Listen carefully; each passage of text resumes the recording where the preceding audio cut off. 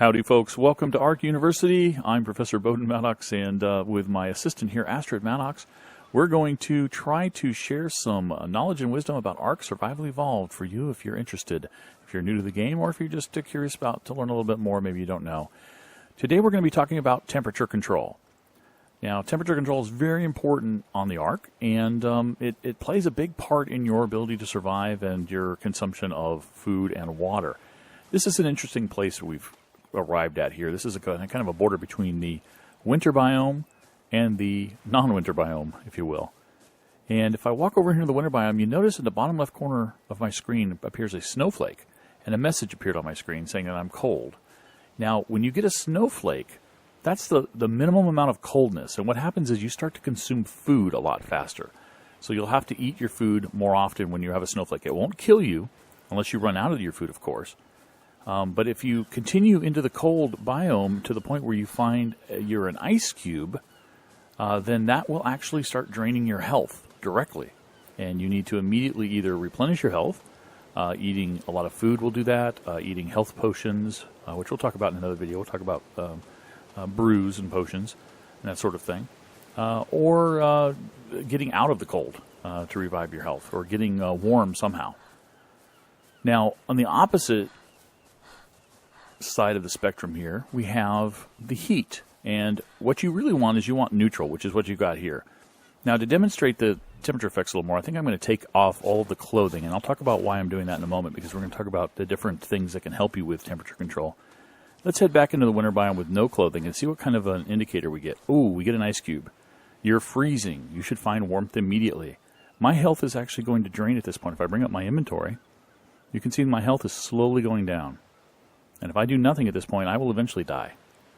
One thing you can do, like I said, is throw your clothes back on. In fact, there's actual clothes that's really good. There are clothing items that are really good for the cold, and that is the fur items. And you can tell that they're really good for the cold, because if you hover over the item, you see that there is a hypothermic insulation factor and a hyperthermic insulation factor. Hyper is heat. So that number will protect you against heat. A negative 25 means it's going to be actually bad in a hot environment. It'll make you hotter. The hypo is cold, and it's saying that 52 is going to offer 52 points of thermal insulation for the cold. Just this piece. Now you add all the pieces up, all of their hypos together, and you get your total thermal insulation, which you can find by looking at your inventory. Hypothermal insulation is 624. So I'm really well protected against the cold right now, not protected against the heat. In fact, I'm actually going to be a little worse off in the heat. So if I go over here, I might even get a little bit of a flame appearing. If not, I'm going to hop on Emma here, our handy-dandy Quetzal, and we're going to fly to an area where we might get a flame. I think way over here, it's usually a little hotter.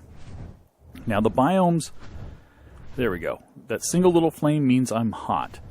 And when I have a single little flame like that, it means my water is going to drain. Not my food, but my water is going to drain faster than normal. I'm not losing any health. Now, if I was to get a big solid burst of flame, a big ball of flame, it would be the same as the ice cube, and my health would start deteriorating pretty quickly. So when you boil it down, what really matters is your hypothermic insulation and your hyperthermal insulation. By default, in my case, they're both at 162, and that is not the standard for a new character. That's because I have my fortitude characteristic up to 78. A fortitude of 0 is going to reduce these quite a bit. It might even be 0. I'm not quite sure exactly what the number is, but it's a lot lower. Fortitude can actually increase your default, your base, hypo and hyperthermic insulation. So that's one way to affect your insulation. Another way, as we described, is your clothing. This particular clothing set that I have here is cloth, but it's not standard cloth. Standard cloth is going to give you some insulation on the hypo and hyperthermic levels.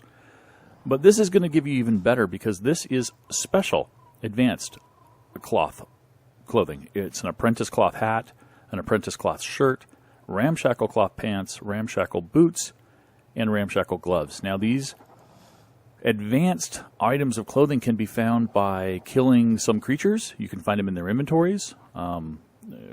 T-Rexes, Argentavis, the birds, what have you. Also from the drops, from the beacons that drop from the sky. You can find a lot of these things in there as well.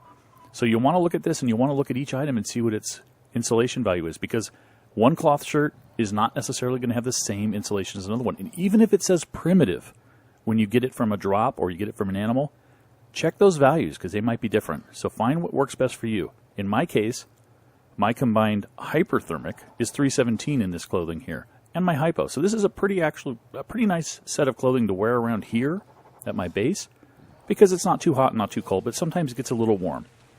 And so it's pretty much ideal.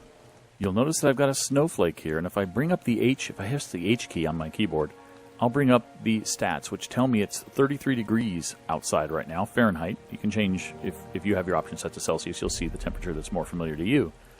But 33 degrees Fahrenheit is only 1 degree of Fahrenheit above freezing. And so it's pretty cold where I am now. 32 is freezing. So I haven't gotten to an ice cube yet, probably because I have my clothing on. If I take it off, I wonder what it'll do to my indicator. Will it go to an ice cube? 31 degrees, I'm still cold, but I haven't reached an ice cube. Now, one interesting fact about water is that if you look at the temperature out here, the temperature inside the water is usually different. If you submerge yourself or you get pretty far into the water, that zone might have a different temperature. Not everywhere. You'll have to kind of play around with it and see if it's the case where you are. It may be that it's really hot out. You've got a solid flame, and if you get into the water, you'll go to a small flame to keep yourself from dying. And believe it or not, there's even places where if you're in an ice cube on land and you go into the water, you go down to a snowflake like we have now. So that's pretty interesting, actually. Let's go back to our traditional armor for around here, our more heavy-duty armor, and we'll look at some other factors for controlling your temperature. When you've reached an advanced enough level, you can build what are called air conditioner units. Well, they're called air conditioner units because that's what they behave like, and they're just like the air conditioners that you find in your home or in offices or stores or anywhere around. And if you look at my insulation, I'm at 253, 124. If I walk up to this bank of air conditioners right here, I go from that 253, 124 to 919 and 757. Basically what that means is I'm not going to have any ill temperature effects here, probably unless the ARK started to melt and was covered with lava, which isn't going to happen. But I'm really well protected here. And the reason I have these banks here, by the way, is for hatching eggs. And we'll talk about that in a later episode as well. Eggs require certain temperatures, or at least protection from extremes, to hatch. So you'll actually see that the air conditioners work on range too. So I'm at 253, 124, but if I get a little closer, I'm at 459, 330, a little bit more closer, 677, 676, 450, whatever it was. And when I get all the way in here, of course, I get 1019. Apparently I got into a hot spot, sweet spot here, 1019, 806. So it really depends upon how close you get to them. Now there's actually natural air conditioning units too. Some animals offer natural air conditioning sort of properties. For instance, again, 253, 124. Let me walk up to this penguin. 399, 180. He offers hypothermic insulation, insulation against the cold for the most part. And if you have even more than one, you get more. 417.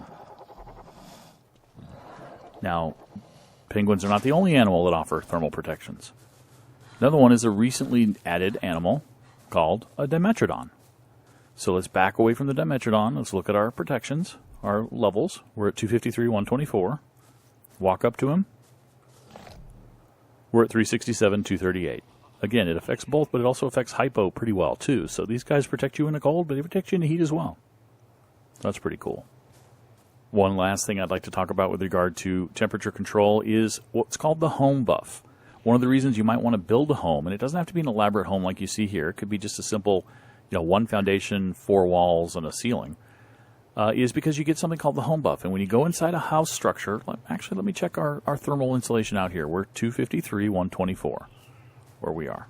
If I walk in here, you'll notice on the right side of my screen, in the middle, there's a little kind of greenish house that appeared. And you notice that my insulation has now changed to 365, 180. I'm not close to any air conditioner, and I'm not really close to that dimetrodon over there. Not close enough to have any effect. He's outside the wall. But even if I come into this corner, let's see. 365, 180. Yeah, I'm not near anything except the house buff. The house buff is what's giving me that. So even in a cold area or a hot area, if you just build a tiny little hut, even if it's made out of thatch, you will get the home buff, which will help you immensely. Anyway, folks, I hope that this helped you in some way. Thank you for watching, and I'll catch you next time. Bye-bye.